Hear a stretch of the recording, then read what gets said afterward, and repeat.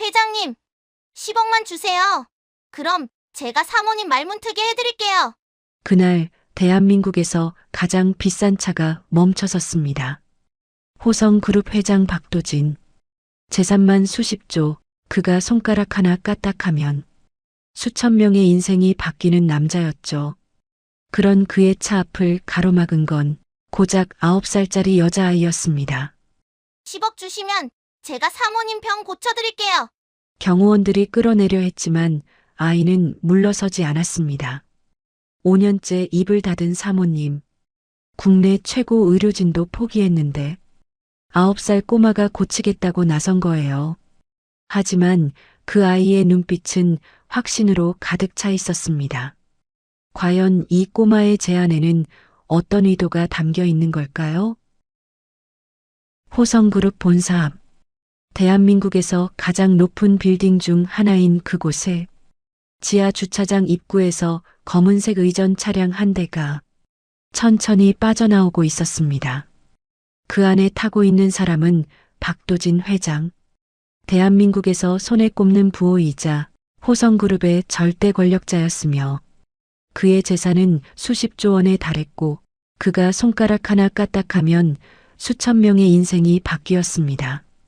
감히 그의 눈을 똑바로 쳐다볼 수 있는 사람은 이 나라에 몇 명 되지 않았어요. 그런데 바로 그 순간 믿기 어려운 일이 벌어졌습니다. 한 아이가 주차장 출구 한복판에 떡하니 서 있었던 거예요. 운전기사가 급히 브레이크를 밟았고 뒤따르던 경호 차량까지 삐걱거리며 멈춰 섰습니다. 경호원들이 우르르 뛰어내렸어요. 야, 이 꼬마야! 지금 뭐 하는 거야? 당장 비켜! 덩치 큰 경호원이 아이의 팔을 잡아 끌었습니다. 그런데 아이는 꿈쩍도 하지 않았어요. 오히려 경호원의 손을 뿌리치더니 회장의 차창을 향해 두 손으로 세차게 두드리기 시작했습니다. 쿵쿵쿵 작은 주먹이 유리창에 부딪히는 소리가 울려 퍼졌죠. 회장님, 사모님 병 제가 고쳐드릴게요. 경호원들이 다급하게 아이를 떼어내려 했지만 아이는 온 힘을 다해 버텼습니다. 그리고 다시 한번 외쳤어요. 사모님 입 제가 열게 해드릴게요. 그 한마디에 차 안이 술렁였습니다.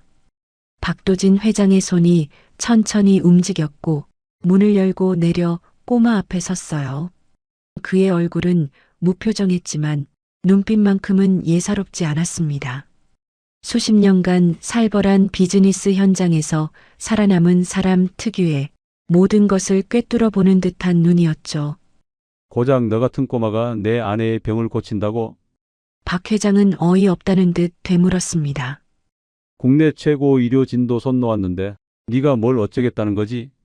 아이는 물러서지 않았습니다.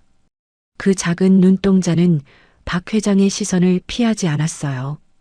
오히려 한 발 더 가까이 다가섰죠. 제가 사모님 말문 트이게 해드릴게요. 대신 우리 아빠 치료비로 현금 10억 원 주세요. 10억? 10억을 달라고? 그 금액을 입에 담는 아이의 표정에는 한치의 흔들림도 없었습니다. 박 회장의 입꼬리가 실룩거렸습니다.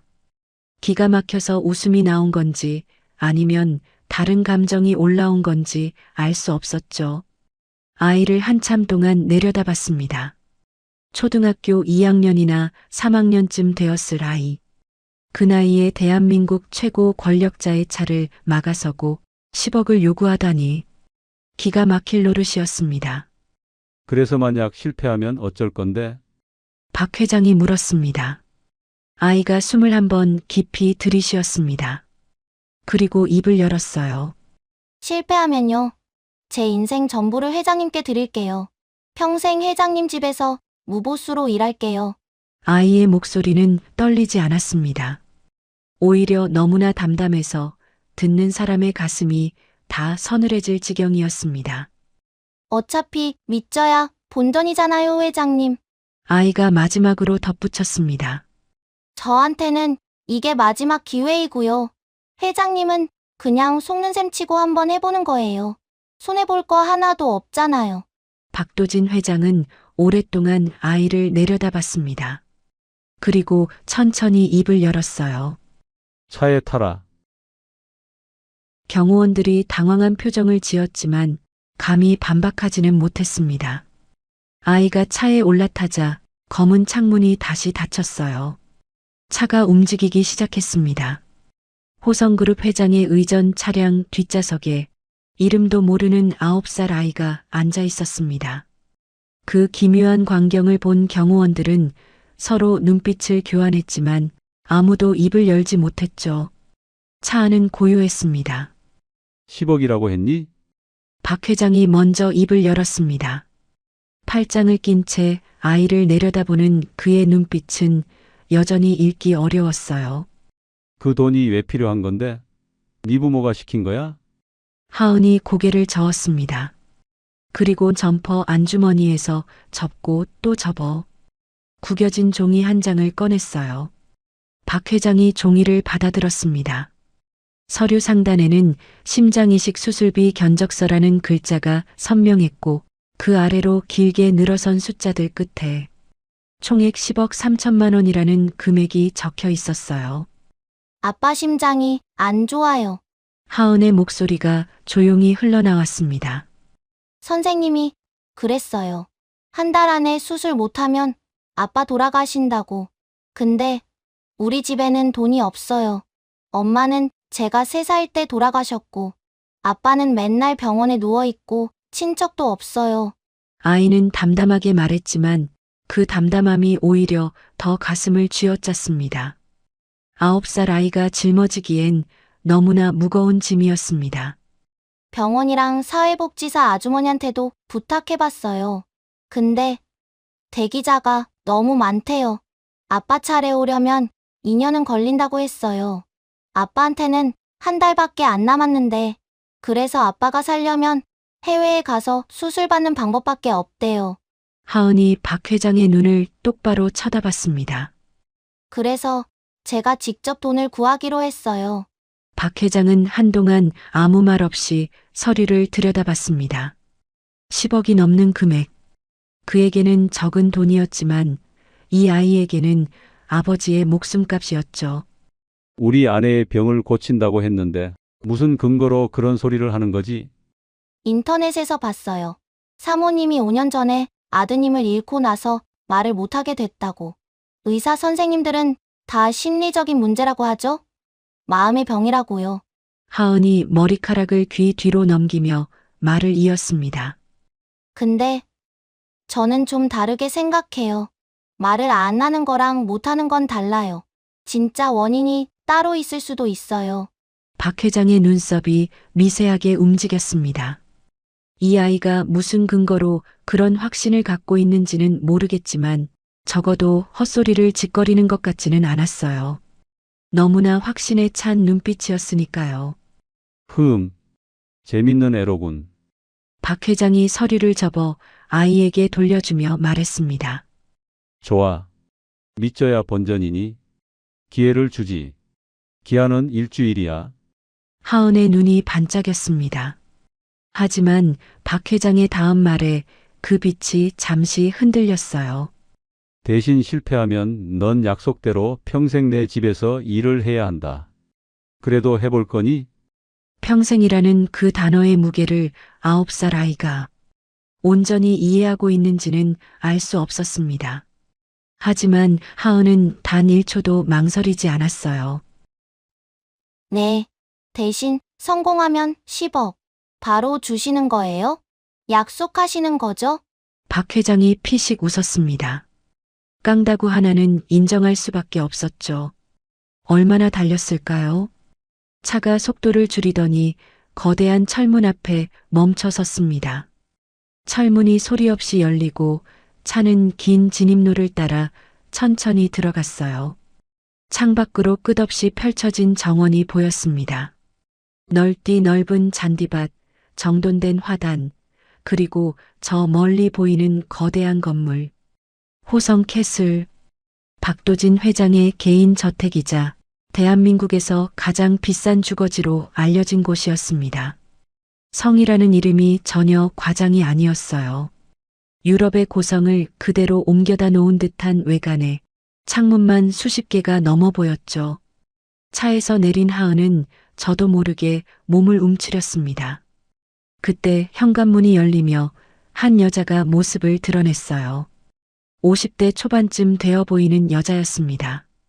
여자는 박 회장에게 다가오며 공손하게 고개를 숙였습니다. 어서 오십시오, 회장님. 고생하셨습니다. 목소리가 부드러웠습니다. 미소도 우아했고요.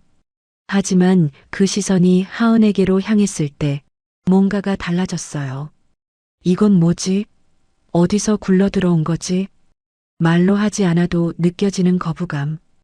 하은은 본능적으로 그 차가운 눈빛을 읽어냈습니다. 이 여자는 자신을 환영하지 않는다는 걸요. 최 실장, 이 아이는 당분간 이 집에 머물 거다. 방 하나 내주고 필요한 건 알아서 챙겨줘. 박 회장이 무심하게 지시를 내렸습니다. 알겠습니다, 회장님. 제가 잘 보살피겠습니다. 그 말투는 완벽하게 공손했습니다. 하지만 하은을 바라보는 눈은 여전히 얼음장 같았죠. 마치 감히 네가 이 집에 발을 들여? 라고 말하는 것 같았어요. 하은은 그 시선을 피하지 않았습니다. 어차피 일주일이에요. 일주일 안에 해내면 되는 거였죠. 누가 뭐라 하든 어떤 눈으로 보든 상관없었습니다. 아빠를 살릴 수만 있다면요. 일주일이라는 시간이 시작되고 있었습니다. 그리고 이 거대한 저택 안에서 9살 소녀와 50대 여자 사이 보이지 않는 전쟁도 함께요. 저택에 들어온 첫날, 하은은 자신에게 주어진 방에 짐을 풀었습니다. 1층 구석에 있는 작은 손님방이었어요. 사모님 방은 2층 동쪽 끝이야. 하지만 함부로 들어가면 안 돼. 최 실장이 방 앞에 서서 차가운 목소리로 말했습니다. 사모님은 낯선 사람을 싫어하셔. 자극받으시면 안 되거든. 알겠지? 하은이 고개를 끄덕였습니다. 하지만 속으로는 다른 생각을 하고 있었어요. 함부로 들어가지 말라고? 그럼 어떻게 병을 고치라는 거지? 최 실장이 떠난 뒤 하은은 조용히 방문을 열고 복도로 나섰습니다. 넓은 저택은 미로 같았어요. 긴 복도마다 그림이 걸려 있었고 바닥에는 두꺼운 카펫이 깔려 있어서 발소리조차 나지 않았죠. 하은은 마치 유령처럼 소리 없이 계단을 올라 2층으로 향했습니다. 동쪽 끝. 최 실장이 말한 그 방 앞에 도착했을 때 하은은 잠시 숨을 골랐어요. 문은 반쯤 열려 있었고 그 틈새로 희미한 빛이 새어나오고 있었습니다. 하은이 조심스럽게 문틈으로 안을 들여다봤습니다. 그리고 그 순간 심장이 철렁 내려앉았어요. 방 안에는 여자가 한 명 있었습니다. 휠체어에 앉아 있었는데 창문 쪽을 향한 채 꼼짝도 하지 않았어요. 아니, 정확히 말하면 창문이 아니라 벽을 보고 있었죠. 커튼이 쳐진 창문 옆 아무것도 없는 흰 벽을요. 윤서희 사모님. 인터넷에서 본 사진 속 모습과는 너무나 달랐습니다. 5년 전 사진에서는 우아하고 아름다운 여자였어요. 자선 행사장에서 환하게 웃고 있는 모습, 남편과 나란히 서서 카메라를 바라보는 모습. 그런데 지금 눈앞에 있는 사람은 마치 인형 같았습니다. 생기라곤 찾아볼 수 없는 텅 빈 눈동자를 가진 인형이요. 눈은 허공을 응시하고 있었고 입술은 굳게 다물어져 있었죠. 하은이 문을 살짝 더 밀고 방 안으로 들어섰습니다. 안녕하세요, 사모님. 하지만 서희는 아무런 반응도 보이지 않았어요. 하은이 한 발 더 가까이 다가갔습니다. 저는 이하은이에요. 9살이고요. 오늘부터 이 집에서 지내게 됐어요. 여전히 반응이 없었습니다. 서희는 벽만 바라보고 있었어요. 하은이 입술을 깨물며 한 발 더 다가서려는 순간 등 뒤에서 날카로운 목소리가 들려왔습니다. 거기서 뭐 하는 거야? 최 실장이 성큼성큼 다가오더니 하은의 팔을 잡아 끌었습니다. 사모님 예민하시다고 했잖아. 함부로 들어오면 어떡해. 저는 그냥 인사만 드리려고요. 인사는 무슨 인사야? 나가. 최 실장의 소나기에 힘이 들어갔습니다. 아프다고 말하려는 순간 하은의 눈이 무언가를 포착했어요. 최 실장이 자신을 끌어내면서도 서희를 힐끗 돌아보는 눈빛. 그건 걱정이 아니었습니다. 경계였어요. 하은은 그 눈빛을 기억해뒀습니다. 저녁이 되었습니다. 하은은 1층 식당에서 혼자 밥을 먹고 있었어요. 그때 2층에서 무언가 소리가 들렸습니다. 식기가 부딪히는 소리, 그리고 낮게 웅얼거리는 목소리. 하은은 숟가락을 내려놓고 조용히 계단 쪽으로 다가갔어요. 2층 복도 끝, 서희의 방문이 열려 있었습니다. 하은은 소리나지 않게 복도를 걸어가 문 옆 벽에 몸을 숨겼어요.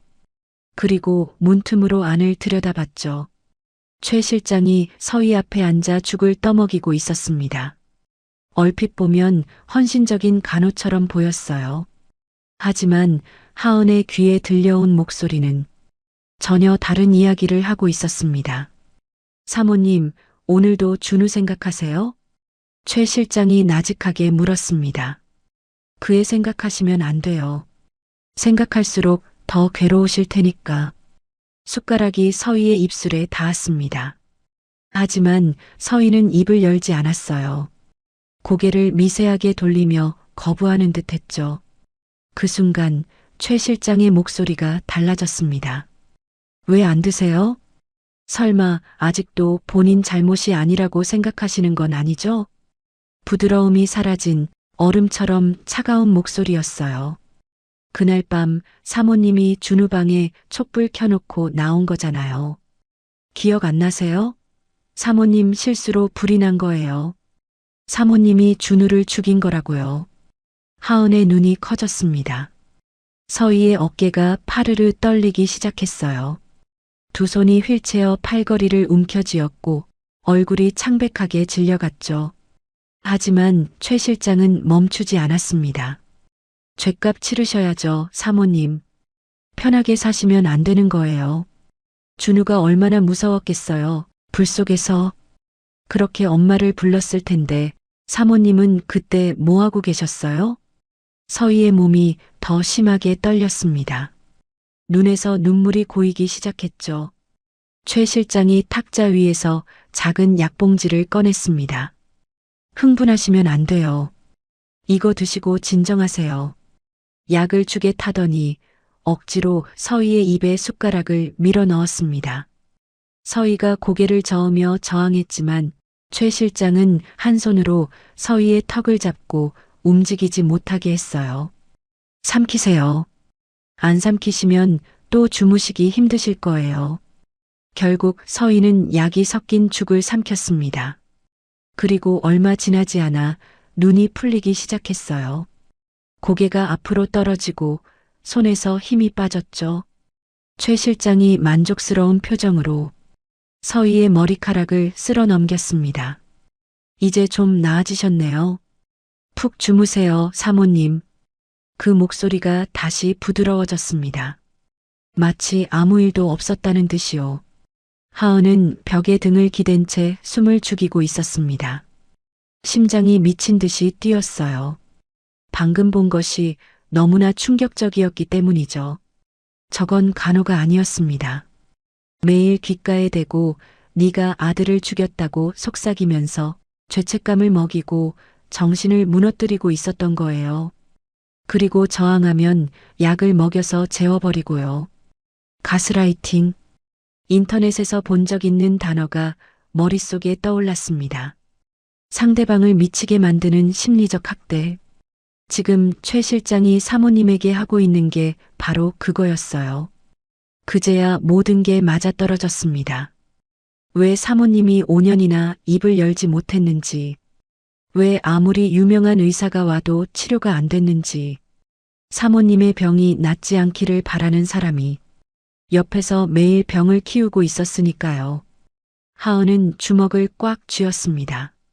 이 집에는 뭔가 큰 비밀이 있다. 그리고 그 중심에 최 실장이 있다. 일주일.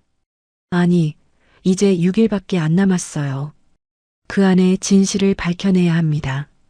아빠를 살리기 위해서, 그리고 저 사모님을 저 악마 같은 여자 손에서 구하기 위해서요. 하은은 소리 없이 계단을 내려갔습니다. 그날 밤 하은은 잠을 이루지 못했습니다. 눈을 감으면 서희 사모님의 떨리는 어깨가 떠올랐고 최 실장이 귓가에 속삭이던 그 섬뜩한 목소리가 귓전을 맴돌았어요. 사모님이 준우를 죽인 거라고요. 그 말이 머릿속에서 계속 되풀이됐죠. 하지만 하은은 알고 있었습니다. 진짜 진실이 뭔지는 아직 모르지만 최 실장이 사모님을 일부러 병들게 하고 있다는 건 분명하다는 걸요. 다음 날 아침 하은은 일찍 일어나 저택 안을 돌아다녔습니다. 구조를 파악해 두려는 거였어요. 1층에는 넓은 거실과 식당, 주방, 그리고 하인들의 방이 있었고 2층에는 서희 사모님의 방과 박 회장의 서재가 있었죠. 3층은 어떤지 올라가 보려 했지만 계단 입구에 출입금지라는 팻말이 붙어 있었어요. 3층은 왜 못 올라가요? 하은이 지나가던 가정부에게 물었습니다. 거긴 돌아가신 도련님 방이 있어서요. 회장님 지시로 아무도 못 들어가요. 하은은 고개를 끄덕이고 물러났지만 속으로는 그 방이 신경 쓰였습니다. 5년 전 화재로 죽은 아이의 방. 거기에 뭔가 단서가 있을지도 몰랐어요. 하지만 지금은 다른 게 더 급했습니다.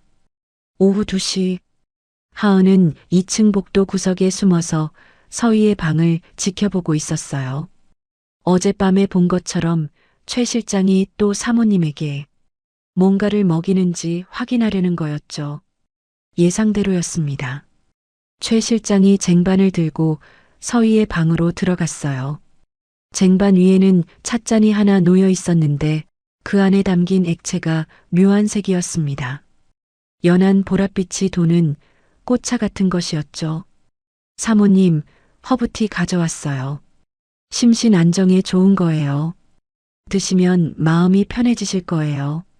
최 실장의 목소리가 복도까지 들려왔습니다. 그 부드러운 말투가 이제는 소름 끼치게 느껴졌어요.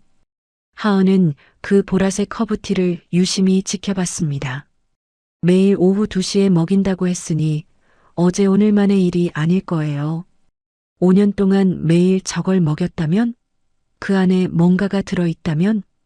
어젯밤에 먹인 약이 떠올랐습니다. 죽에 타서 억지로 삼키게 했던 그 약. 먹고 나서 사모님의 눈이 금세 풀렸었죠. 혹시 저 허브티에도 비슷한 게 들어있는 건 아닐까요? 기회는 금방 왔습니다. 최 실장이 서희에게 차를 다 먹이고 나서 빈 찻잔을 들고 방을 나섰어요. 그런데 복도를 지나가다가 주머니에서 휴대폰을 꺼내더니 전화를 받았습니다. 네, 회장님. 지금 바로 내려가겠습니다. 박 회장의 호출이었나 봐요. 최 실장은 찻잔이 든 쟁반을 복도 탁자 위에 내려놓고 전화를 하며 급히 계단을 내려갔습니다. 하은의 눈이 번뜩였습니다. 지금이다. 하은은 재빠르게 탁자로 다가갔어요. 찻잔 안에는 보라색 액체가 조금 남아 있었습니다. 하은은 주위를 살핀 뒤 검지손가락을 찻잔에 살짝 대보았습니다. 혀끝에 아주 살짝 댔을 뿐인데 찌릿한 느낌과 함께 감각이 사라지는 것 같았습니다. 첫맛은 달콤했습니다. 라벤더 같은 꽃향기가 나면서 입안에 은은한 단맛이 퍼졌어요. 그런데 이상했습니다. 몇 초가 지나자 혀끝이 이상해지기 시작했어요. 하은이 깜짝 놀라 혀를 움직여 봤습니다. 손가락으로 찍어서 맛본 것뿐인데 이 정도라면? 이건 그냥 허브티가 아니야. 이걸 5년 동안 매일 먹었으면 혀가 굳어서 말을 못하게 되는 거야. 하은의 심장이 빠르게 뛰기 시작했습니다. 드디어 핵심을 찾은 거예요. 최 실장이 사모님을 어떻게 통제하고 있었는지, 왜 5년 동안 아무 의사도 치료하지 못했는지, 가스라이팅으로 정신을 무너뜨리고 약물로 몸을 마비시키고 있었던 거야. 이중족쇄였습니다. 정신과 몸 둘 다 가둬버린 거예요. 사모님은 그 안에서 5년 동안 갇혀 있었던 거죠. 하은은 입술을 꽉 깨물었습니다. 분노가 치밀어 올랐어요. 9살 아이가 느끼기엔 너무 무거운 감정이었지만 하은은 그걸 꾹 눌렀습니다. 그날 오후 하은은 다시 서희의 방 근처를 맴돌았습니다. 오후 2시가 되자 어김없이 최 실장이 보라색 허브티를 들고 나타났어요.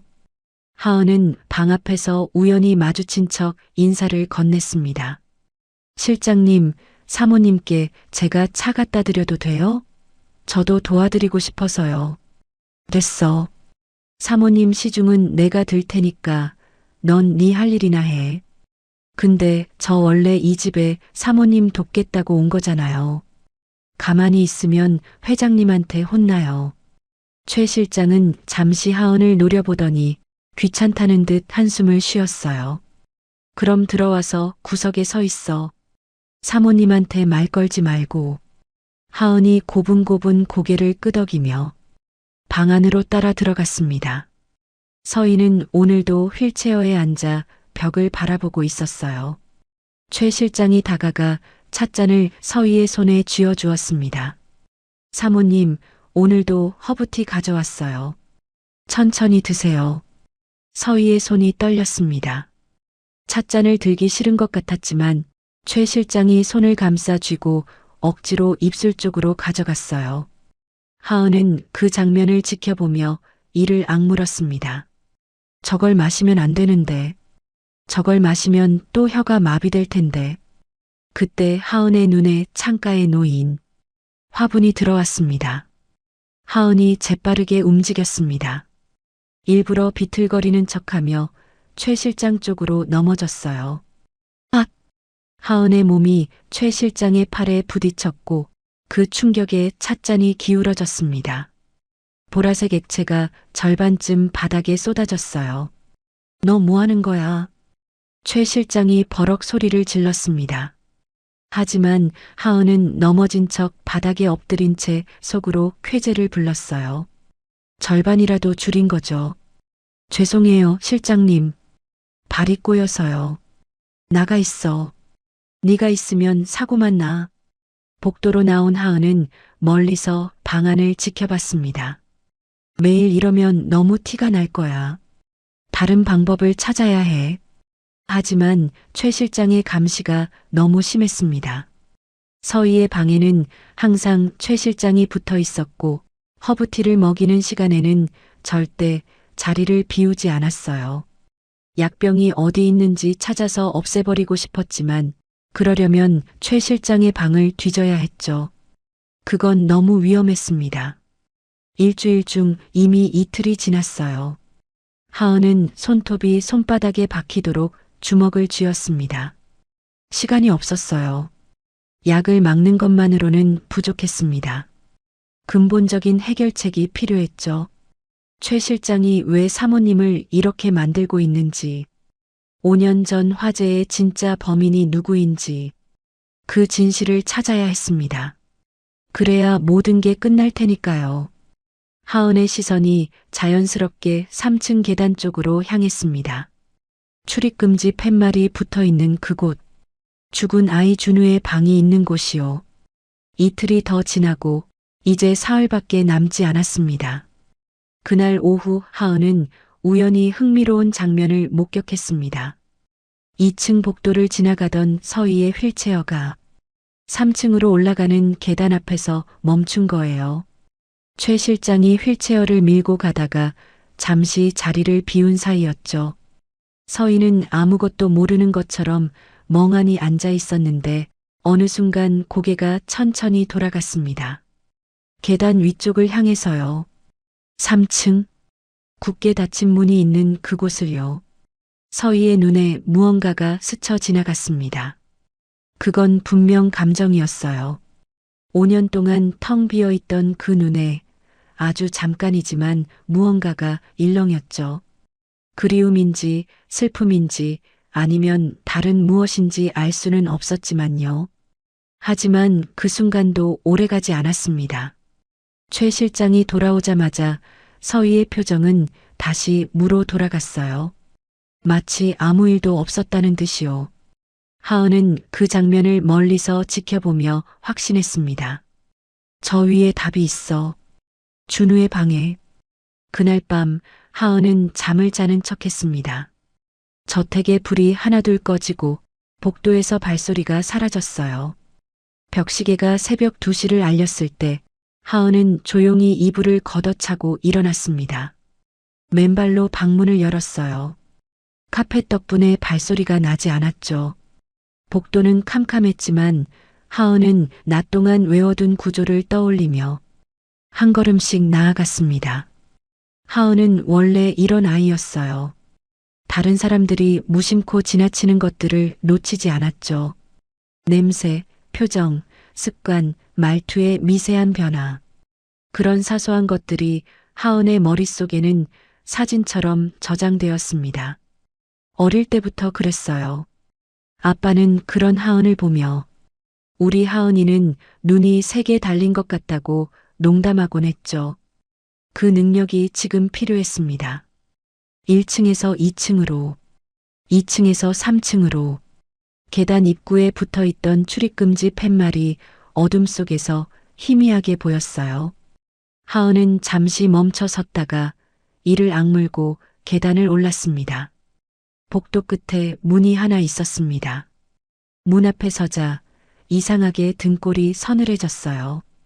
하은은 떨리는 손으로 문고리를 잡았습니다. 삐걱 하는 소리와 함께 문이 열렸어요. 안으로 들어서자 퀴퀴한 냄새가 코를 찔렀습니다. 하은은 휴대폰 손전등을 켜고 방 안을 둘러봤어요. 벽에는 공룡 포스터가 붙어 있었고 책장에는 동화책과 장난감들이 빼곡히 꽂혀 있었어요. 작은 침대 위에는 곰인형이 놓여 있었고 책상 위에는 크레파스와 스케치북이 그대로 있었죠. 마치 주인이 잠시 외출한 것처럼 모든 게 5년 전 그날 그대로 보존되어 있었습니다. 그런데 이상했어요. 이 방은 화재 현장이 아니었습니다. 불에 탄 흔적이 전혀 없었거든요. 하은은 고개를 갸웃거렸어요. 분명 준우가 화재로 죽었다고 했는데 이 방은 깨끗했습니다. 그제야 기억났어요. 인터넷 기사에서 봤던 내용이요. 화재가 난 곳은 이 본체가 아니라 별채였다고 했어요.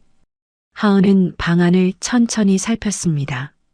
뭔가 단서가 될 만한 게 있을 거라고 생각했어요.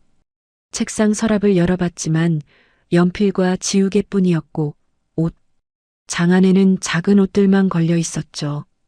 포기하려던 순간 하은의 눈에 책상 아래쪽이 들어왔습니다. 책상 다리 옆에 작은 틈이 있었어요. 자세히 보니 바닥 나무판 하나가 살짝 들떠 있었습니다. 하은이 그 틈에 손가락을 넣어 판자를 들어 올리자 작은 비밀 공간이 나타났어요. 거기에 노트 한 권이 숨겨져 있었습니다.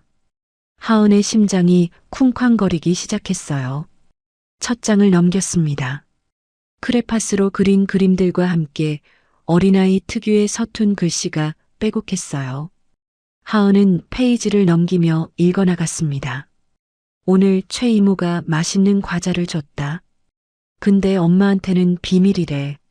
최 이모가 아빠 서재에 들어가는 걸 봤다. 아빠 없는데 왜 들어가지? 하은은 계속 페이지를 넘겼습니다. 그러다 어느 페이지에서 손이 멈췄습니다. 오늘 별채에서 놀다가 이상한 거 발견했다. 서랍 안에 있었다. 작고 반짝이는 거였다. 최 이모가 항상 달고 다니는 꽃이랑 똑같은 꽃이 그려져 있었다. 예뻐서 로봇 친구 뱃속에 숨겨놨다. 하은이 눈을 크게 떴습니다.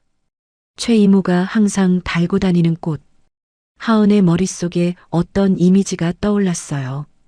처음 이 집에 왔을 때 현관에서 맞이했던 최 실장의 모습. 흰색 블라우스 깃에 달려있던 작은 브로치. 정교하게 세공된 금빛 난초 브로치였죠. 저렇게 차가운 사람이 꽃 브로치를 달고 있다니. 그래서 기억에 남았습니다. 다음 페이지를 넘겼어요. 오늘 최 이모가 별채에서 뭔가 찾고 있었다. 서랍을 막 뒤지고 있었다. 엄청 화난 얼굴이었다. 무서워서 말 안 걸고 도망쳤다. 하은의 등에 소름이 돋았어요. 마지막 페이지. 오늘 밤 별채에서 자기로 했다. 나는 별채에서 자는 게 좋다. 그게 마지막 일기였습니다. 그 다음 날 아침 별채를 집어삼킨 화마는 결국 어린 준우를 다시는 볼 수 없는 곳으로 데려가고 말았습니다.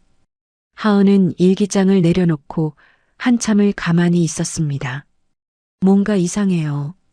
준우가 별채에서 뭔가를 발견했어요. 최 실장 꽃이 그려진 반짝이는 것. 그리고 그 다음 날 최 실장이 별채에서 뭔가를 필사적으로 찾고 있었어요. 우연일까요? 그리고 그날 밤 별채에 불이 났어요. 하은은 아직 확신할 수 없었습니다. 일기에는 왜 불이 났는지 안 적혀 있었어요. 어쩌면 정말 사고였을 수도 있죠. 사모님이 촛불을 안 껐을 수도 있고요. 하지만 타이밍이 너무 이상했어요. 준우가 뭔가를 발견했고 그 다음날 최 실장이 그걸 찾고 있었고 그날 밤 별채가 탔어요. 그리고 지금 최 실장은 사모님에게 매일 당신 탓이다. 당신이 아들을 죽였다라고 속삭이고 있죠. 최 실장이 뭔가 숨기고 있는 거 아닐까요? 아직 모르겠어요. 증거가 없어요. 준우가 발견한 게 뭔지도 모르고 그게 왜 중요한지도 모르겠어요. 하지만 한 가지는 분명했습니다. 저 물건을 찾아야 해요. 준우가 말한 로봇 친구. 그 안에 뭐가 있는지 확인하면 뭔가 알 수 있을지도 몰라요. 하은은 일기장을 조심스럽게 품에 넣었습니다. 남은 시간은 사흘. 그 안에 반드시 찾아내야 합니다.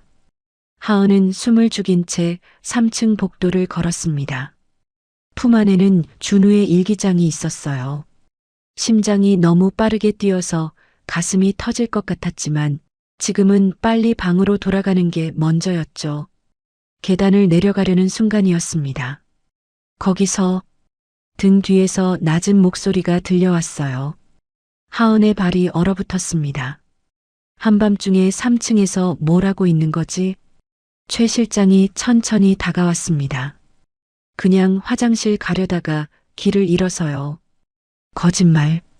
최 실장이 단번에 잘라 말했습니다. 네 방에서 3층까지 오려면 2개 층을 올라와야 해.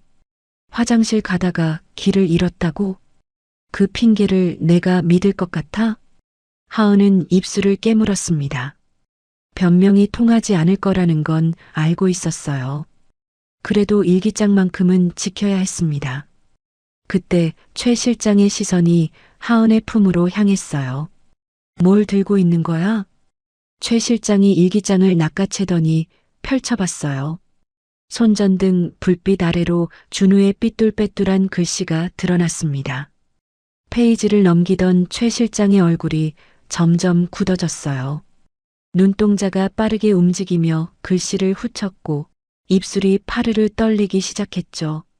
어디서 이딴 쓰레기를 주워다가 소설을 쓰려고 했어? 최 실장의 목소리가 낮아졌습니다. 하지만 그 안에는 분노만 있는 게 아니었어요. 뭔가 조급함이 섞여 있었죠.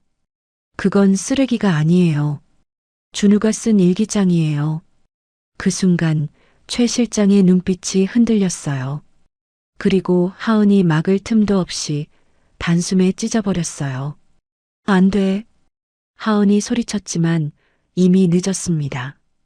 최 실장은 찢어진 종이들을 발로 밟으며 코웃음을 쳤어요. 이미 사라진 애가 쓴 글이 뭐가 중요해? 네가 지어낸 거라고 하면 그만이야. 눈앞에서 중요한 단서가 사라졌어요. 하지만 하은은 일기장에 적힌 내용을 똑똑히 기억하고 있었습니다. 별채 서랍에서 발견한 반짝이는 것, 최 이목꽃이 그려져 있던 것, 로봇 친구 뱃속에 숨겨뒀다는 것, 그리고 그 다음 날 최 실장이 별채를 뒤지고 있었다는 것. 하지만 하은은 입을 다물었습니다. 지금 말해봤자 소용없어. 일기장은 찢어졌고 하은에게는 아무 증거도 없었습니다.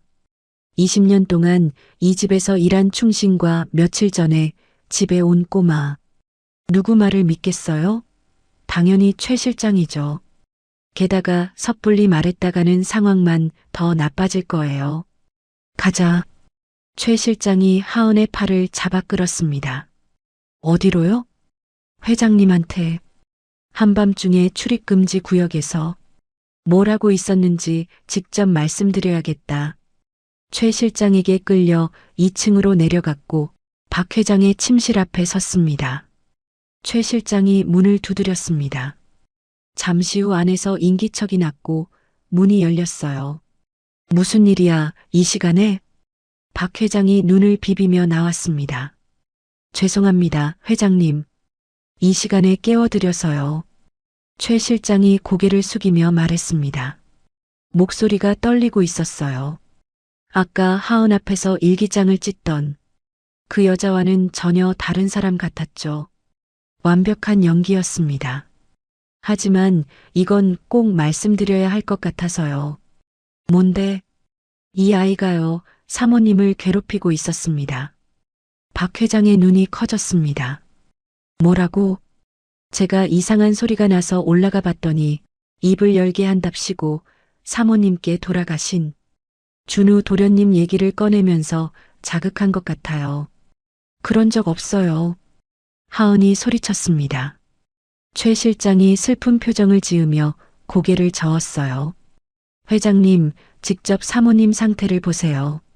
최 실장이 회장님을 이끌고 가 서희의 방문을 열었습니다. 안에서 희미한 신음소리가 들려왔어요. 박 회장이 급히 안으로 들어갔고 하은도 뒤따라 들어갔습니다.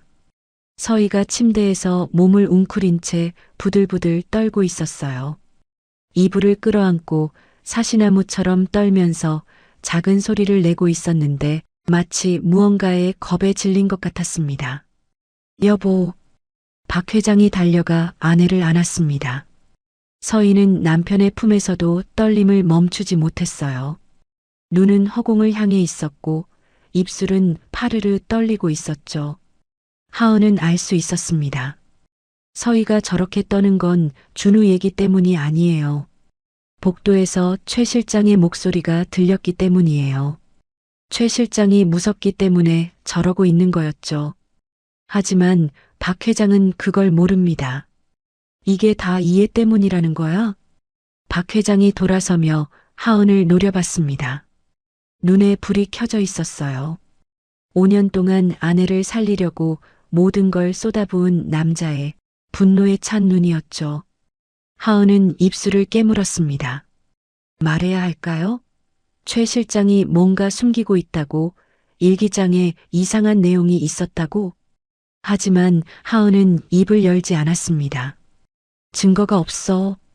일기장은 찢어졌고 로봇 안에 뭐가 있는지도 아직 몰라. 지금 말해봤자 거짓말쟁이로 몰리기만 해. 하은은 꾹 참았습니다. 억울함이 목구멍까지 치밀어 올랐지만 이를 악물고 삼켰어요. 할 말 없어? 박 회장이 물었습니다. 저는 사모님을 괴롭히지 않았어요. 그게 전부였습니다. 더 이상의 변명도 해명도 하지 않았죠.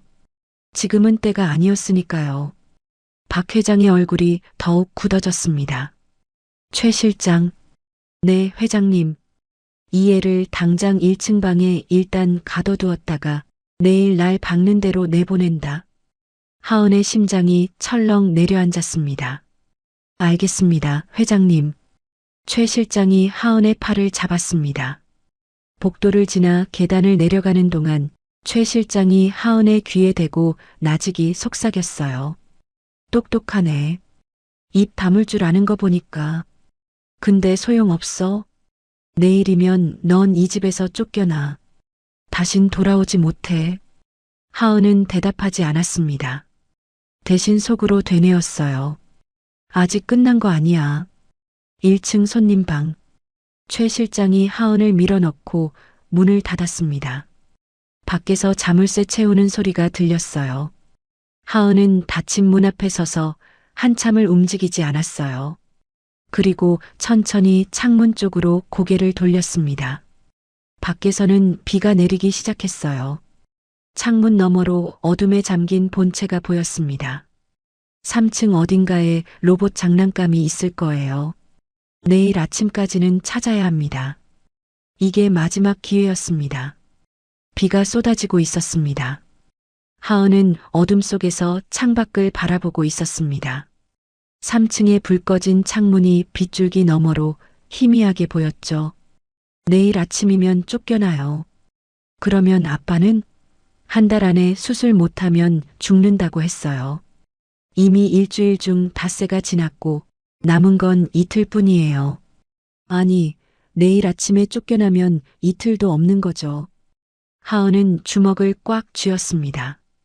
아빠의 얼굴이 떠올랐습니다. 병원 침대에 누워서 힘없이 웃던 아빠. 하은아, 아빠 걱정하지 마. 아빠는 괜찮아. 그렇게 말하면서도 손이 떨리던 아빠. 밤마다 몰래 우시던 아빠. 안 돼요. 하은이는 이대로 포기할 수 없었습니다. 하은이 창문 쪽으로 다가갔습니다. 창문 손잡이를 돌려보니 잠겨 있지 않았어요. 아마 아무도 이 방에 사람을 가둘 거라고는 생각도 못했겠죠. 창문을 열자 빗바람이 확 밀려 들어왔습니다. 창밖을 내다보니 1층이라 높이는 그리 높지 않았어요. 하지만 문제는 3층까지 올라가야 한다는 것. 벽을 타고 올라갈 수 있을까요? 시선을 돌리니 건물 외벽에 위태롭게 붙어 있는 빗물 배관만이 유일한 길이었습니다. 빗물 때문에 미끄러웠지만 하은은 눈을 질끈 감고 떨리는 손으로 배관을 움켜쥐었습니다. 떨어지면 끝이라는 생각뿐이었습니다. 비가 눈으로 들어와 앞이 잘 보이지 않았지만 멈추지 않았습니다. 2층을 지났어요. 손바닥이 쓰렸습니다. 3층에 거의 다 올랐을 때 발이 미끄러졌습니다. 흑! 하은의 몸이 순간 기울었어요. 심장이 멎는 것 같았습니다. 두 손으로 배관을 필사적으로 움켜쥐었어요. 숨이 가쁘고 온몸이 떨렸습니다. 하지만 하은은 다시 올라가기 시작했어요. 멈출 수 없었으니까요. 마침내 3층 창문 앞에 도착했습니다. 다행히 창문이 조금 열려 있었어요. 하은은 창틀을 잡고 몸을 밀어 넣었습니다. 방바닥에 쿵 하고 떨어졌어요.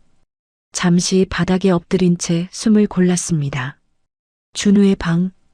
아까 일기장을 찾았던 그 방이에요. 하은은 휴대폰 손전등을 켜고 방 안을 샅샅이 살폈습니다. 책장 옆, 장난감 상자 옆, 침대 밑.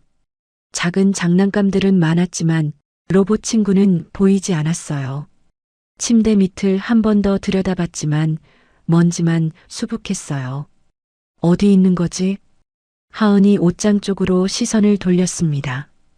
아이 옷들이 걸려 있었고 그 아래쪽에 상자들이 몇 개 놓여 있었습니다. 첫 번째 상자, 작은 신발들이 들어 있었어요.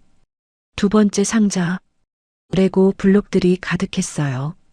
세 번째 상자, 떨리는 손으로 상자 뚜껑을 열었습니다. 안에서 희미하게 탄 냄새가 올라왔어요. 상자 안에는 여러 물건들이 담겨 있었습니다. 검게 그을린 동화책 한 권, 녹아붙은 장난감 조각들, 그리고 로봇이 있었습니다. 로봇을 이리저리 살폈습니다. 건전지 케이스 뚜껑을 열려고 했지만 화재 열기 때문인지 살짝 녹아붙어 있었어요. 손톱으로 틈을 파고들었습니다. 딸깍. 뚜껑이 열렸습니다. 안에 건전지가 들어있어야 할 자리에 건전지 대신 다른 것이 있었어요. 작고 반짝이는 것. 하은이 떨리는 손으로 그것을 집어들었습니다. USB였어요. 손가락 한마디보다 조금 큰 작은 USB. 금속 케이스로 되어 있어서 반짝거렸어요. 하은이 휴대폰 불빛에 비춰 자세히 들여다봤어요. 정교하게 새겨진 난초 문양. 하은의 머릿속에 어떤 이미지가 번개처럼 스쳤어요. 최 실장의 브로치. 처음 이 집에 왔을 때 흰색 블라우스 깃에 달려있던 금빛 브로치. 그 브로치에 새겨져 있던 것과 똑같은 난초 문양이었어요. 최 이모가 항상 달고 다니는 꽃이랑 똑같은 꽃이 그려져 있었다. 이거예요. 준우가 숨겨둔 게 바로 이거였어요. USB 안에 뭐가 들어있는지는 모르겠지만 한 가지는 확실했습니다. 이건 최 실장 거예요. 그리고 최 실장은 이걸 찾으려고 별채를 뒤졌어요. 엄청 화난 얼굴로요. 그런데 못 찾았어요. 준우가 숨겨뒀으니까요. 그리고 그날 밤 별채에 불이 났어요. 그때 상자 안에서 다른 것이 눈에 들어왔어요. 1000조각이었습니다. 검게 그을린 작은 옷. 하은이 조심스럽게 집어들었어요. 잠옷이었습니다. 파란색 바탕에 별 무늬가 그려진 아이용 잠옷. 화재 때문에 절반이 타고 그을려 있었어요. 하은의 눈시울이 뜨거워졌습니다. 이 잠옷을 입은 아이가 불 속에서 엄마를 불렀겠죠. 그리고 사모님은 5년 동안 그 기억에 갇혀 살아왔어요. 네 탓이다. 네가 아들을 죽였다는 말을 들으면서요. USB는 주머니에 넣고 잠옷은 가슴에 품었습니다. 하은은 다시 창문으로 다가갔습니다. 밖에는 여전히 비가 내리고 있었어요. 올라올 때보다 내려가는 게 더 무서웠지만 방법이 없었습니다. 얼마나 걸렸을까요? 마침내 1층 창문 앞에 도착했을 때 하은은 온몸의 힘이 다 빠진 것 같았어요. 내일 아침 박 회장이 하은을 내보내려 할 거예요. 하지만 이제 하은에게는 무기가 있었습니다. 아직 뭔지 다 알 수는 없지만 분명히 중요한 무기가요. 밤새 내리던 비가 그쳤습니다. 창문 사이로 아침 햇살이 스며들었어요. 하은은 바닥에 앉은 채 밤을 새웠습니다. 품에는 그을린 잠옷이 있었고 주머니에는 USB가 있었어요. 오늘이 마지막이에요. 복도에서 최 실장의 목소리가 들려왔어요. 일어나. 회장님께서 나가라고 하셨어. 자물쇠 열리는 소리와 함께 문이 벌컥 열렸습니다. 최 실장이 문 앞에 서 있었고 그 뒤로 가정부 2명이 보였어요. 당장 짐 싸서 나가. 차가 대기하고 있어. 최 실장의 얼굴에는 승리자의 미소가 번져 있었습니다. 드디어 이 골칫덩어리를 쫓아낸다는 표정이었죠. 알겠어요. 하은이 고분고분 대답했습니다. 현관으로 와. 회장님께 마지막 인사는 하고 가야지. 복도를 지나 현관홀로 향했습니다. 하은의 눈이 빠르게 움직였어요. 2층으로 올라가는 계단, 그리고 그 위 어딘가에 있을 사모님의 방. 어떻게 해야 할까요? 어떻게 해야 사모님에게 갈 수 있을까요? 현관홀에 도착하자 박 회장이 서 있었습니다. 출근 준비를 마친 모습이었어요. 약속한 일주일은 아직 안 끝났지만 어젯밤 일로 계약은 파기다. 나가라. 그때 박 회장의 시선이 하은의 품으로 향했습니다. 하은이 안고 있는 검게 그을린 1000조각. 그걸 보는 순간 박 회장의 얼굴이 굳어졌어요. 그걸 어디서 가져온 거야? 최 실장이 옆에서 끼어들었어요. 회장님, 저 애가 도련님 방을 뒤졌나 봅니다. 유품까지 훔쳐오다니 정말 버릇없는 애예요. 하은이 입을 열었습니다. 쫓겨나더라도 작별 인사는 하게 해주세요. 사모님한테 딱 한 번만요. 안 돼. 최 실장이 단호하게 말했습니다.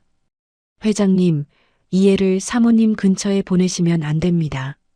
어젯밤에도 사모님을 자극해서 발작하게 만들었잖아요. 하은이 최 실장을 쳐다봤습니다. 그리고 다시 박 회장에게 시선을 돌렸어요.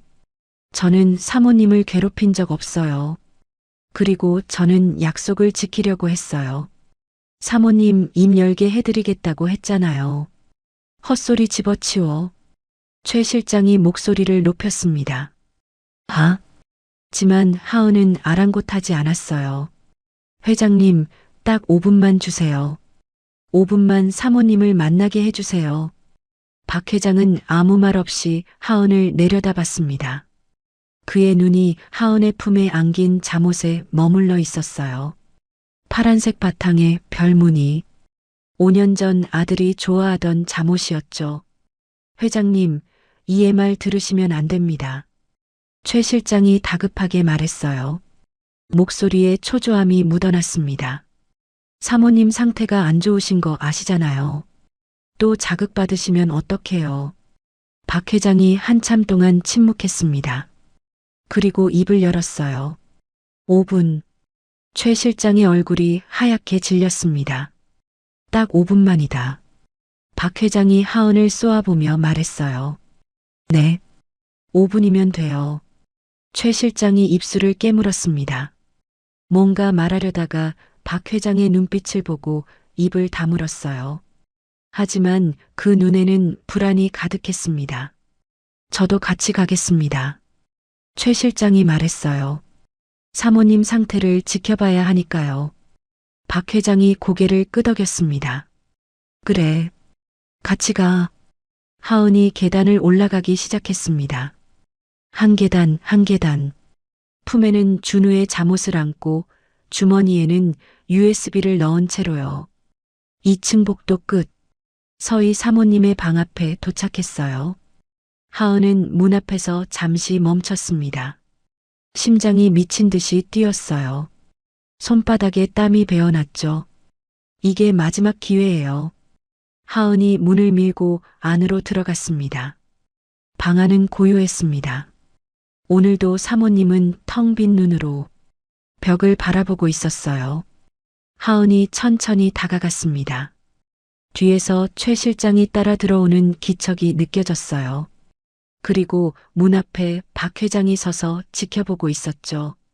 하은이 서희 앞에 무릎을 꿇었습니다. 희의 눈은 여전히 허공을 향하고 있었지만 하은은 그 눈을 똑바로 바라봤습니다. 사모님, 서희는 반응이 없었어요. 하은이 품에 안고 있던 잠옷을 꺼냈습니다. 검게 그을린 파란색 천, 별무늬가 희미하게 남아있는 아이의 잠옷이요. 하은이 그 잠옷을 조심스럽게 서희의 무릎 위에 올려놓았습니다. 그 순간 서희의 눈동자가 움직였습니다. 천천히, 아주 천천히 시선이 내려갔어요. 자기 무릎 위에 놓인 천 조각을 향해서요. 그리고 코끝을 스치는 냄새. 5년이 지났는데도 희미하게 남아있는 탄 냄새. 그 냄새가 서희의 뇌를 찔렀습니다. 서희의 어깨가 미세하게 떨리기 시작했어요. 사모님, 왜 그러세요? 최 실장이 다급하게 다가오려 했습니다.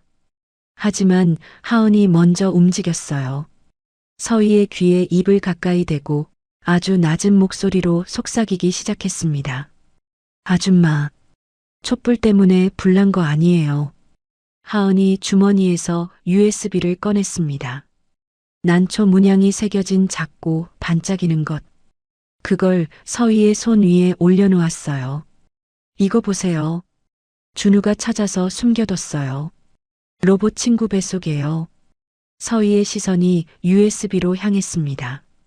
금속 표면에 새겨진 난초 문양. 어디선가 본 적 있는 문양이었어요. 최 실장이 회장님 돈을 훔쳤대요. 이게 그 증거예요. 하은의 목소리가 서희의 귓가에 스며들었습니다. 들킬까봐 증거 없애려고 별채에 불 지른 거예요. 준우가 거기서 자고 있는 줄도 모르고요. 서희의 눈이 점점 커졌어요. 숨이 가빠지기 시작했습니다. 아줌마 탓 아니에요. 아줌마는 촛불 끄고 나왔어요. 아줌마 잘못 아니에요. 하은이 서희의 손을 꼭 잡았습니다. 범인은 지금 아줌마 뒤에 서 있어요. 그 순간 서희의 머릿속에서 무언가가 터졌습니다. 5년 동안 꽁꽁 묻어뒀던 기억의 파편들이 한꺼번에 밀려왔어요. 그날 밤 준우에게 동화책을 읽어주고 이마에 뽀뽀해주고 촛불을 끄고 별채를 나섰어요. 분명히 껐어요. 분명히요. 본체로 돌아가는 길. 정원을 지나는데 이상한 냄새가 났어요. 코를 찌르는 냄새. 기름 냄새였어요. 그리고 별채 쪽에서 누군가 나오는 게 보였어요. 어둠 속의 그림자. 누구였을까요? 그때는 그냥 지나쳤어요. 별로 중요하게 생각하지 않았거든요. 그런데 1시간 후 불이 났어요. 준우가 있는 별채에서요. 미친 듯이 뛰어갔어요. 불길 속으로 뛰어들려 했어요. 하지만 누군가 막았어요. 위험해요, 사모님. 그 목소리. 서희의 뇌리에 한 얼굴이 떠올랐습니다. 별채에서 나오던 그림자, 기름 냄새, 그리고 서희를 막아섰던 사람. 전부 같은 사람이었어요. 서희의 눈에 핏발이 섰습니다. 온몸이 격하게 떨리기 시작했어요. 손가락 끝부터 시작된 떨림이 팔을 타고 어깨를 타고 전신으로 퍼져나갔습니다. 사모님, 최 실장이 다급하게 달려왔어요. 왜 그러세요? 진정하세요. 제가 약 가져올게요.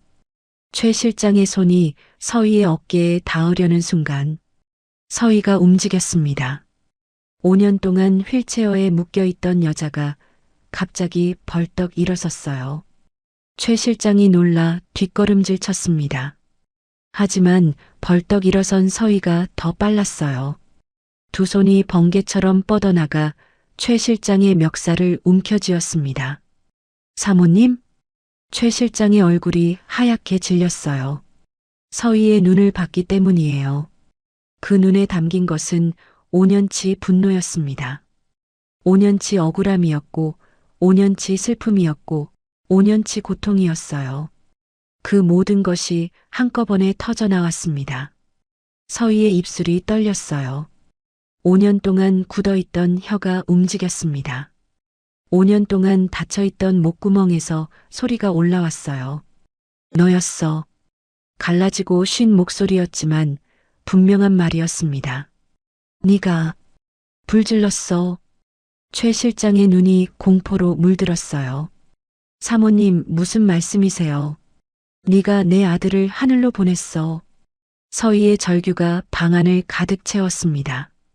너 때문이야. 너 때문에 내 아들이 그렇게 간 거야. 5년 만에 터져나온 목소리였어요. 얼마나 오래 묻어뒀던 건지 그 절규에는 뼈가 깎이는 듯한 통증이 담겨 있었습니다. 넌 악마야. 서희가 최 실장을 밀쳤어요. 휘청거리던 최 실장이 바닥에 넘어졌습니다. 사모님, 저는 그런 적 없어요. 서희가 비틀거리며 한 걸음 다가갔어요. 5년 동안 쓰지 않은 다리가 힘을 버티질 못했지만 분노가 그녀를 움직이게 했습니다. 5년 동안 내 탓이라고 했지. 내가 촛불 안 껐다고. 나 때문에 불난 거라고. 서희의 눈에서 눈물이 쏟아졌어요. 근데 너였어. 처음부터 전부 너였어. 조금 늦게 도착한 박 회장은 눈앞에서 벌어지는 일을 믿을 수가 없었습니다. 5년 동안 말 한마디 못하던 아내가 소리를 지르고 있었어요. 박 회장이 휘청거리며 안으로 들어왔습니다. 서희가 남편을 돌아봤어요. 눈물로 범벅이 된 얼굴이었습니다. 당신은 몰랐어? 뭘 말하는 거야? 최 실장이 불지른 거 당신은 정말 몰랐어? 박 회장의 얼굴이 창백해졌습니다. 시선이 바닥에 넘어져 있는 최 실장에게로 향했어요. 최 실장, 이게 무슨 소린가? 최 실장이 부들부들 떨면서 고개를 저었어요. 아닙니다. 저는 그런 적 없어요. 사모님이 착각하시는 거예요. 착각? 서희가 비웃음을 터뜨렸어요. 내가 봤어. 그날 밤 네가 별채에서 나오는 거 기름 냄새 풍기면서 하은이 조용히 박 회장에게 다가갔어요. 그리고 손에 들고 있던 USB를 내밀었습니다. 회장님, 이거 확인해 보세요. 박 회장이 떨리는 손으로 USB를 받았습니다. 금속 표면에 새겨진 난초 문양이 눈에 들어왔어요. 그건 최 실장이 항상 달고 다니던 브로치와 같은 문양이었습니다. 준우가 별채 서랍에서 찾아서 로봇 안에 숨겨뒀어요. 하은이 또박또박 말했습니다.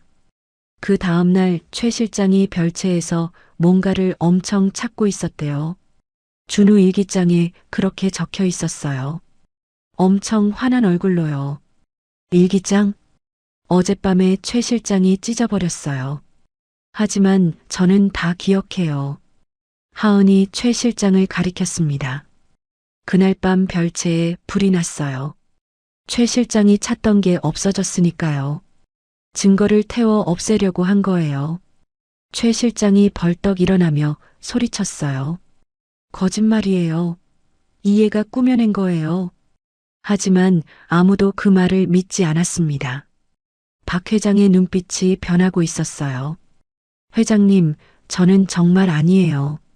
이 USB 안에 뭐가 들었나? 최 실장은 아무 대답도 하지 못했어요. 안에 뭐가 들었냐고. 최 실장이 바들바들 떨며 뒷걸음질 쳤습니다. 눈에 두려움이 가득했어요. 서희가 비틀거리며 남편에게로 다가갔어요. 박 회장이 황급히 아내를 부축했습니다. 여보, 괜찮아? 앉아. 일단 앉아. 서희가 남편의 품에 쓰러지듯 안겼어요. 5년치 눈물이 터져 나왔습니다. 내가 죽인 줄 알았어. 5년 동안 내가 죽인 줄 알았다고. 박 회장이 아내를 꽉 안았습니다. 그의 눈에서도 눈물이 흘러내렸어요. 미안해. 미안해, 서희야. 하은은 그 모습을 조용히 바라봤습니다. 그날 오후 모든 진실이 밝혀졌습니다. 박 회장은 USB를 자신의 서재 컴퓨터에 꽂았어요. 화면에 파일 목록이 떴습니다. 하나하나 열어볼 때마다 박 회장의 얼굴이 점점 굳어졌어요. 횡령 장부였습니다. 20년치 기록이 빼곡했어요. 날짜, 금액, 계좌번호. 최 실장이 언제, 얼마를, 어디로 빼돌렸는지 전부 적혀 있었죠. 금액을 다 합치면 수십억 원이 넘었습니다. 이게 전부 사실인가? 박 회장의 목소리가 떨렸어요. 20년 동안 믿었던 사람, 가족보다 더 가까이 뒀던 사람이에요. 최 실장은 서재 구석에 쪼그리고 앉아 있었습니다. 최 실장, 박 회장이 자리에서 일어나 천천히 다가갔습니다. 왜 이런 짓을 한 거야? 20년 동안 부족한 거 없이 대우해줬잖아. 왜? 최 실장이 고개를 들었어요. 눈에는 여전히 두려움이 있었지만 그 안에 다른 것도 섞여 있었습니다. 원망 같은 것이요. 부족한 거 없이요? 최 실장의 목소리가 갈라졌어요. 회장님은 모르시죠? 20년 동안 이 집안을 위해 얼마나 희생했는지. 밤낮 없이 일하고 더러운 일도 마다 않고 회장님 뒤치다꺼리 다 했어요. 근데 돌아온 게 뭐예요? 월급? 그깟 돈이요? 그래서 훔쳤다는 거야? 내 돈을? 제가 받아야 할 걸 가져간 거예요. 최 실장이 소리쳤습니다. 회장님 재산이 얼마인데요? 수십조예요. 그 중에 몇십억이 뭐가 대수예요? 저한테는 당연히 받아야 할 돈이었어요. 박 회장의 눈이 차갑게 변했어요. 그래서 준우를 그렇게 보낸 거야? 그 애가 뭘 봤어? USB를 발견했어? 그래서 그런 거야? 아, 아니에요. 최 실장이 고개를 저었어요. 절대 그러려고 한 게 아니에요. 그냥 증거를 없애려고 한 거예요. 준우가 거기 있는 줄 몰랐어요. 별채에서 자는 줄 몰랐다고요. 그 말에 방안이 싸늘하게 얼어붙었습니다. 몰랐다고? 서희의 목소리였어요. 휠체어에 앉아있던 서희가 천천히 일어섰습니다. 아직 다리에 힘이 없어서 비틀거렸지만 남편의 부축을 뿌리치고 한 걸음씩 다가갔어요. 내가 준우 재우고 나올 때 너 봤어. 서희의 눈에서 눈물이 흘러내렸어요. 정원에서 마주쳤잖아. 나한테 인사했잖아. 사모님, 일찍 주무세요라고 했잖아. 최 실장의 얼굴이 하얗게 질렸습니다. 그때 준우가 별채에 있는 거 알았잖아. 알면서 불 질렀잖아. 박 회장이 아내를 꽉 안았습니다. 서희가 그 품에서 무너져 내렸어요. 오열이 터져 나왔습니다. 박 회장이 아내의 머리를 쓰다듬으며 나직이 말했어요. 미안해. 내가 몰랐어. 바로 옆에 있었는데 몰랐어. 당신 혼자 짊어지게 해서 미안해. 박 회장의 눈에서도 눈물이 흘러내렸습니다. 서희가 바닥에 떨어진 준우의 잠옷을 집어들었어요. 그을린 천 조각을 가슴에 꼭 안았습니다. 박 회장이 경호원들에게 고개를 끄덕였습니다. 데리고 나가. 경호원들이 최 실장의 양팔을 잡아 일으켰어요. 최 실장이 발버둥 쳤습니다. 회장님, 저 없으면 이 집 안 돌아가요. 20년 동안 제가 다 했잖아요. 아무도 대답하지 않았어요. 회장님, 최 실장의 절규가 복도로, 계단으로, 현관으로 멀어져 갔습니다. 하은은 문 옆에 조용히 서 있었습니다. 며칠 후 하은의 휴대폰에 알림이 떴습니다. 입금 완료 10억 원. 10억 원. 하은은 한참 동안 화면을 바라봤어요. 손이 떨렸습니다. 숫자가 흐릿하게 보였어요. 눈물이 고여서요. 아빠. 하은이 병원으로 달려갔습니다. 수술 동의서에 서명을 하고 수술 일정을 잡았어요. 의사 선생님이 말했습니다. 수술 성공률이 높은 편입니다. 수술만 잘 되면 아버지 건강하게 오래 사실 수 있어요. 하은은 아빠의 손을 꽉 잡았어요. 아빠, 이제 다 괜찮아질 거야. 내가 해냈어. 아빠는 약해진 몸으로 하은의 머리를 쓸어 넘겼어요. 하은이 웃었습니다. 오랜만에 짓는 환한 웃음이었어요. 수술은 성공적이었습니다. 새 심장을 얻은 아빠는 천천히 회복해 갔어요. 처음에는 병상에만 누워 있다가 앉을 수 있게 되고 걸을 수 있게 되었죠. 하은은 매일 병문안을 왔어요. 아빠의 얼굴에 생기가 돌아오는 걸 보면서 하은도 조금씩 웃음을 되찾았습니다. 그리고 1년이 흘렀어요. 호성캐슬 정원에 햇살이 가득했습니다. 넓은 잔디밭에 하얀 파라솔과 테이블이 놓여 있었고 사람들이 삼삼오오 모여 대화를 나누고 있었어요. 오늘은 박 회장 부부가 마련한 작은 가든 파티가 열리고 있었습니다. 하은아, 이리 와서 앉아. 서희가 손짓했어요. 1년 전과는 완전히 다른 모습이었습니다. 눈에 생기가 돌았고 볼에 살이 올랐어요. 무엇보다 웃고 있었습니다. 화났게요. 약물 치료와 정신과 상담을 병행하면서 서희는 조금씩 건강을 되찾았어요. 휠체어는 이제 필요 없었습니다. 두 발로 걷고 뛰고 일상을 살아가고 있었죠. 하은이 서희 옆에 앉았어요. 서희가 하은의 머리카락을 쓸어넘기며 말했습니다. 우리 하은이 얼굴이 더 예뻐졌네. 잘 먹고 다니는 거야? 네, 아빠가 매일 밥 해주세요. 너무 먹어서 탈이에요. 아버지 건강은 어떠셔? 완전 좋아지셨어요. 요즘은 아침마다 조깅하세요. 병원에서 놀랐대요. 이렇게 빨리 회복하실 줄 몰랐다고. 서희가 환하게 웃었어요. 다 우리 하은이 덕분이야. 아니에요. 저는 그냥 뭐, 넌 내 생명의 은인이야. 서희가 하은의 손을 꼭 잡았습니다. 5년 동안 지옥에서 살았어. 근데 하은이 덕분에 다시 살게 됐어. 서희의 눈가가 촉촉해졌어요. 고마워. 정말 고마워. 하은도 눈시울이 뜨거워졌습니다. 저도 감사해요. 사모님 덕분에 아빠가 살았어요. 두 사람이 마주보며 웃었어요. 말하지 않아도 통하는 마음이 있었습니다. 그때 박 회장이 다가왔어요. 손에 서류 뭉치를 들고 있었습니다.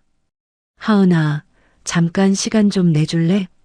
서희가 눈썹을 치켜 올렸어요. 여보, 오늘은 파티잖아. 비즈니스 얘기는 나중에 해요. 아냐, 이건 꼭 지금 해야 해. 박 회장이 하은 옆에 앉으며 말했습니다. 하은아, 요즘 회사 M&A 건 때문에 머리가 아파. 상대 회사 실사 보고서가 뭔가 이상한데 내 눈에는 뭐가 이상한지 안 보여. 그건 전문가한테 맡기시면 되잖아요. 전문가들도 못 찾아. 근데 넌 찾을 것 같아. 박 회장이 진지한 눈빛으로 하은을 바라봤습니다. 네 그쪽 말이야. 남들이 못 보는 걸 보는 그 능력. 그거 좀 빌려줘. 하은이 피식 웃었어요. 회장님, 저 이제 10살이에요. 초등학생한테 M&A 컨설팅 맡기실게요. 나이가 무슨 상관이야? 넌 9살 때 나한테 10억 딜을 제안한 애야. 박 회장이 씩 웃었습니다. 물론 공짜로 해달라는 건 아니야. 제대로 된 보수를 줄 생각이니까. 하은이 스테이크를 한 입 썰어 먹으며 여유롭게 말했어요. 회장님, 제 몸값 오른 거 아시죠? 얼만데? 하은이 포크를 내려놓고 박 회장을 똑바로 쳐다봤습니다. 그리고 한쪽 눈을 찡긋 감으며 말했어요. 경영 컨설팅은 20억부터입니다. 입금 먼저 하세요. 정원의 웃음소리가 퍼졌습니다. 박 회장이 어이없다는 듯 웃었고 서희가 배를 잡고 깔깔댔어요. 야, 이 녀석? 10억도 비싸다 그랬는데 20억은 또 뭐야?